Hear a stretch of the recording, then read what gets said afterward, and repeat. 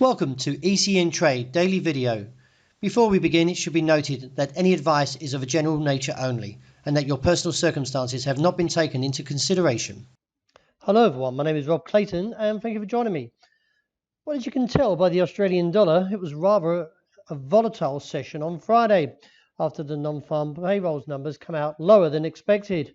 And as you can see from that, the market took a tumble towards the level of the objective, which was at 72.25, and was rejected after briefly printing the low just under there at 16 and then rebounded.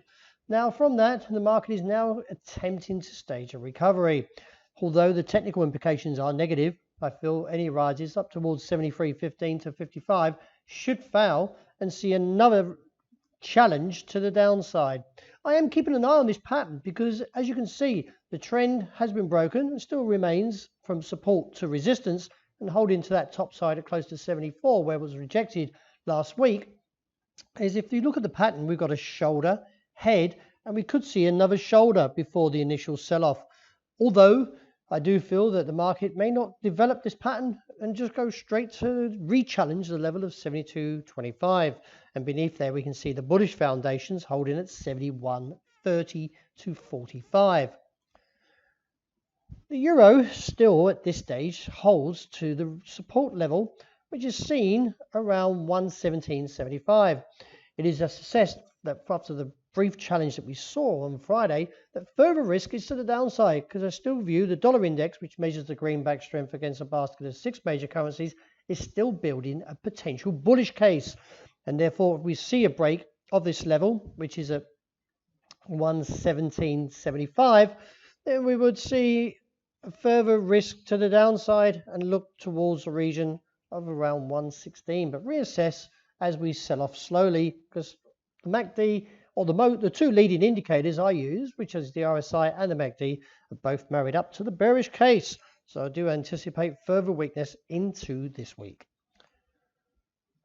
Now from the report, I stated that we got a bearish outside range day and 6 inside range days.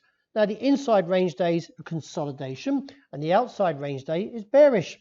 Nevertheless, we still need a little bit more confirmation to the downside, and a break of 105.90 would give us a further weaker play into this week and look down towards 105 with an objective of 104. However, questions would come into play if we see a break above the level of 107. The British pound, as you can see, did crush the level on Friday, which was at 132.70. And from the break, the market has therefore giving us a further indication of a fall towards the region of 131 to 130 as a potential target. From the technical aspect, the two leading indicators being the RSI and the MACD are married up to a bearish case. So I still feel the market has a little bit more bias to the downside. And Brexit is getting a little bit nervous as the newspapers report that there is no deal on the table as of present. Looking at the sterling yen, you can see that the market has broken the trend support finally once again and now in play like the pound, which is the leg breaking 132.70 support this downside case, with the RSI and the MACD both married up to the bearish outlook. Also does give me an indication that we could see a target of 138.75 in the near term. We've had a few challenges at this level of 1,926 and it continues to be worn away, as we see from the last few challenges that the market has potential still to break down further. I feel the market may be looking down towards either 1,900 or 1,880 and reassess from there with any upside attempts likely to fail.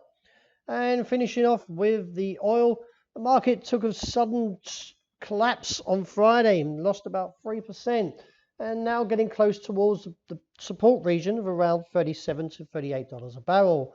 Do take note that we are oversold, but we are trending, so we could see another weaker play into the start of this week, but reassess from around $37 a barrel.